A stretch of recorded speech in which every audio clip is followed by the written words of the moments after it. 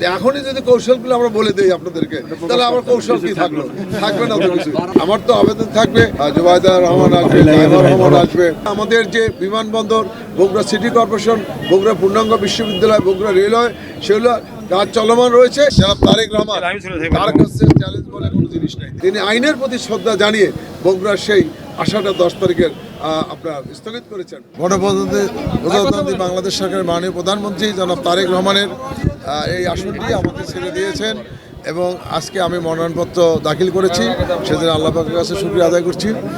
আর যেটি আপনি বলেছেন চ্যালেঞ্জ, আমি মনে করি যে বর্তমানে যিনি বাংলাদেশের প্রধানমন্ত্রী জনাব তারেক রহমান, তার কাছে চ্যালেঞ্জ বলে কোনো জিনিস নেই। তিনি 17 বছর চ্যালেঞ্জ দিয়েই আপনি রাজনীতি করেছেন, চ্যালেঞ্জ নিয়েই নির্বাচন করেছেন এবং ইনশাল্লাহ চ্যালেঞ্জ নিয়েই তিনি বিজয় লাভ করেছেন, জনগণের সমর্থন, জনগণের ভালোবাসা নিয়ে।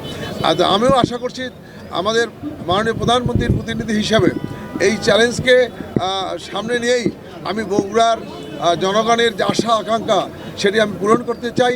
17 বছর বগুড়াবাসী যেভাবে বঞ্চিত ছিল, অবহেলিত ছিল, সেই বঞ্চিত অবহেলিত মানুষকে সঙ্গে নেই বগুড়ার সকল উন্নয়ন কর্মকাণ্ড আমি করতে চাই এবং ইনশাল্লাহ ইতিমধ্যেই আপনারা তার প্রমাণ পেয়েছেন। গত কালই আমাদের মাননীয় প্রতিমন্ত্রী মীর শাহ আলম সাহেব এসেছিলেন, তিনি অলরেডি বলেছেন যে কোথায় কার কী কোন সমস্যা, সকল সমস্যা প্রত্যেকটা সেক্টর আমাদের কাছে অবহিত করবেন, আমাদেরকে জানাবেন, আমরা সেই সেক্টর অনুযায়ী আমরা কাজ করব। আর ইতিমধ্যে আমাদের যে বিমানবন্দর, বগুড়া সিটি কর্পোরেশন, বগুড়া পূর্ণাঙ্গ বিশ্ববিদ্যালয়, বগুড়া রেলওয়ে, সেগুলো কাজ চলমান রয়েছে এবং এটি দ্রুতগতিতে যেন সামনে এগিয়ে নিয়ে যাওয়া যায় সেজন্য আমাদের বর্তমান প্রধানমন্ত্রী জনাব তারেক রহমান কাজ করছেন।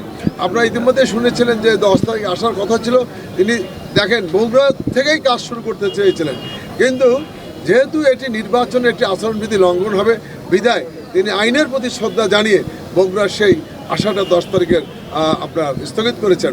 কাজে এর থেকেই প্রমাণিত হয় যে বগুড়ার মানুষের প্রতি তার ভালোবাসা কত।